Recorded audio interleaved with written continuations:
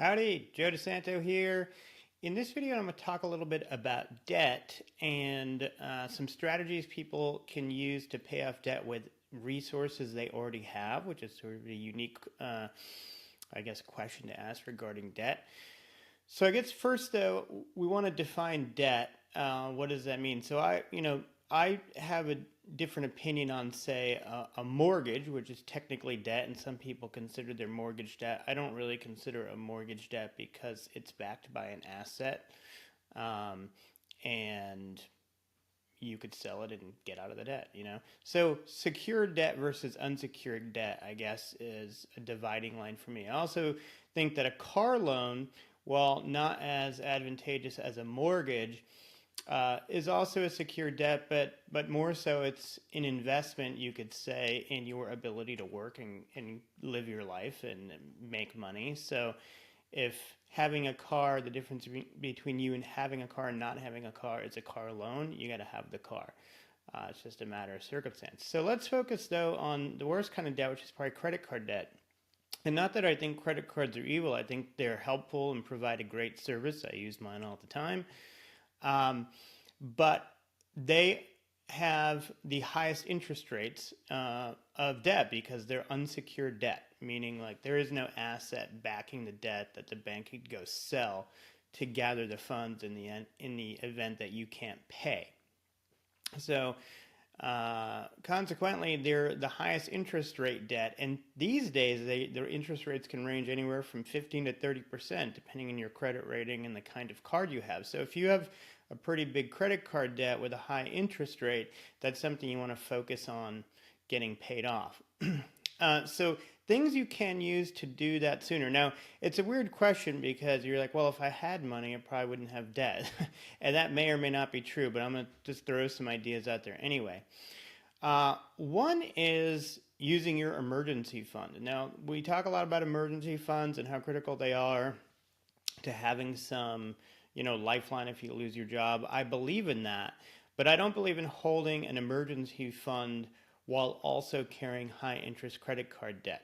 Because the truth is, most of the things you would suffer through in an emergency, you can pay for with your credit card. So you could consider an available line of credit as an adequate emergency source of money.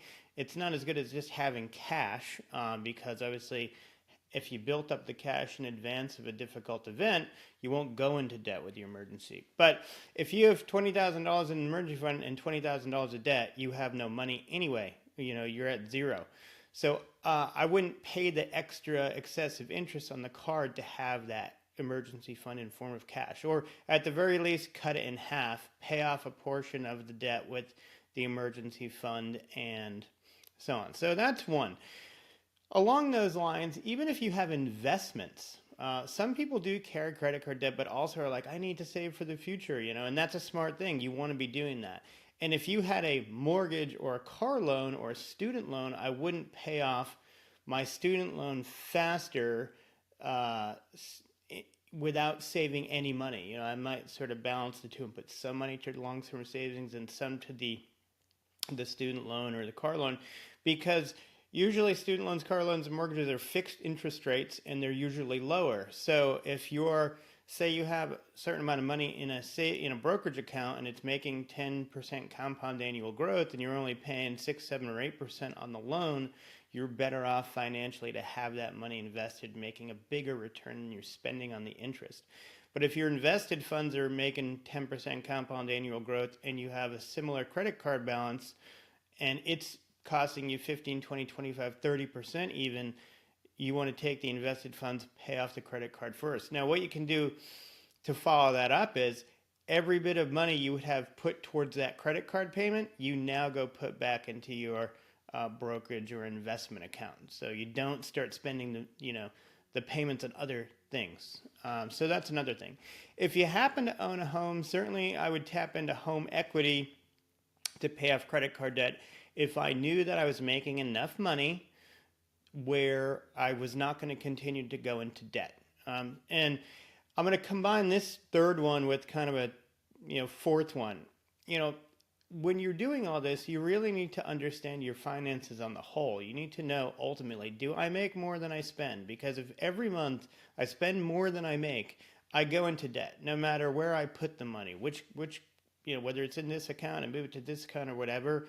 Over time, if you spend more than you make, your debt increases, you will dwindle your savings, and you'll end up in not a great place. So if you know that you're making more than you're spending because you track your income and expenses in software, I use Quicken, I always tell people that, and you have a good understanding of your income and expenses, and you're not going to go into further debt if you take home equity and pay off these credit cards, I would do that, And again, I would take the payments you're making to the credit cards and start making those to your home equity. Now, would you do a full refi of your existing loan? I don't know. It depends on your current rate.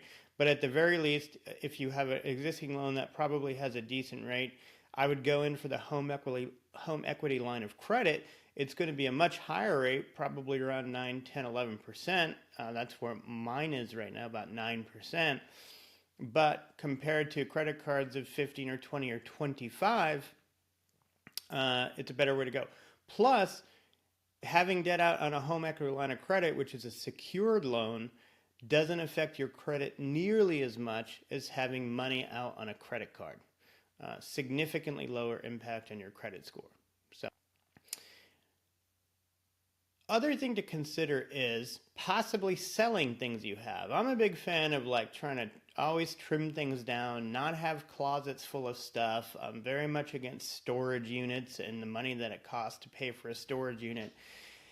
I also like to recycle things. I hate to think about things that I have, that are perfectly fine, but I don't need anymore, don't use, going into a landfill. So I usually either give stuff away that I don't think I can sell. I literally just put it out in my front lawn and someone will take it. It's amazing. Or I sell stuff on Facebook Marketplace.